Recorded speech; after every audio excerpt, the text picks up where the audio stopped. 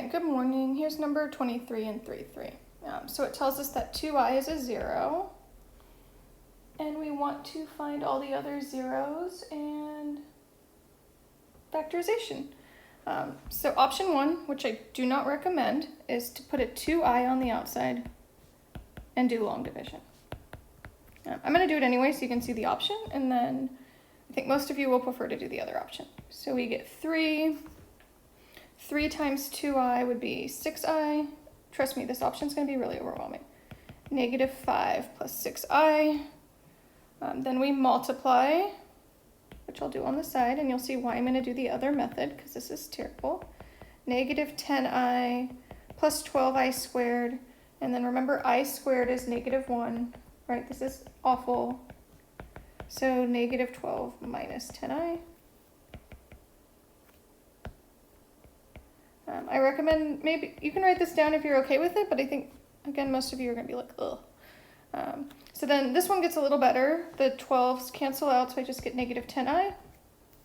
So then I get 2i times negative 10i, which is negative 20i squared, which is positive 20, because I is negative 1. And it's a 0. Because the remainder is 0. And then what else we know is if 2i is a 0, then negative 2i is also. So we'll repeat the division with this ugly polynomial, with this one. So we bring down the 3. 3 times 2i would be negative 6i. They cancel out and we get minus 5. So that's looking good. And then we multiply and we get 10i. And they cancel out. So yay, it's a 0. So we have 2i, negative 2i. And then what did we have? We started with x cubed. So then this next one was x squared. So then this last one is just x. So 3x minus 5 equals 0. 3x equals 5, or x equals 5/3.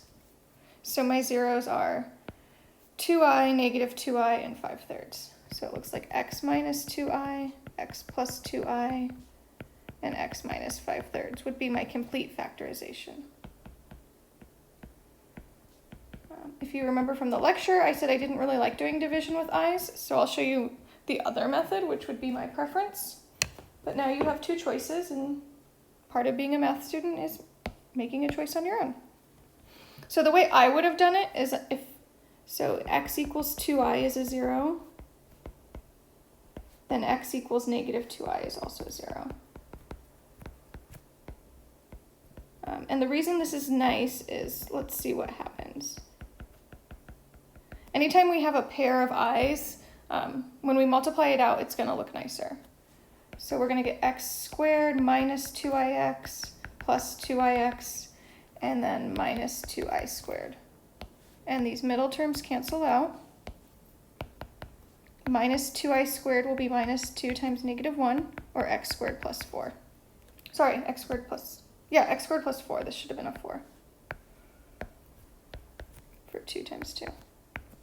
Right, and that makes sense, right? Because x squared plus 4 equals 0 is where I get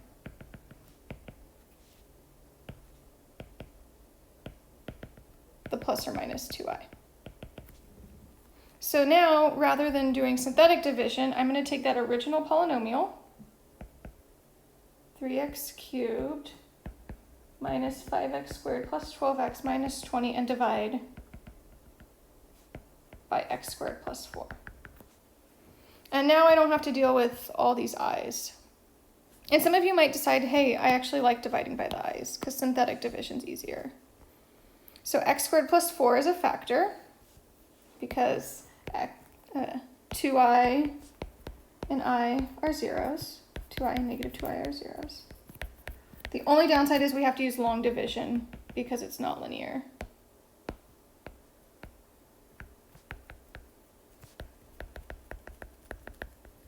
So that's the downside to this. The upside is there's no i's.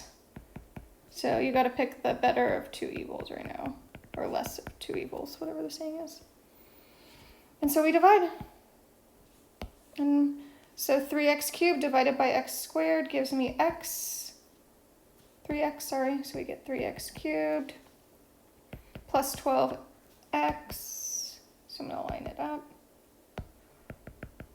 And then we subtract, make sure you change those symbols. We get minus 5x squared, those cancel out, minus 20. And then we get minus 5, minus 5x squared, minus 20. And so when we subtract, we have no remainder, which is a good sign. And that's our remaining polynomial. And so then you end up getting the same thing. So I'll let you finish it from there. So x squared plus 4, 3x minus 5. And if you solve this, you get the exact same answers that I got above. So hopefully this helps with number 23. If you're still stuck, let me know.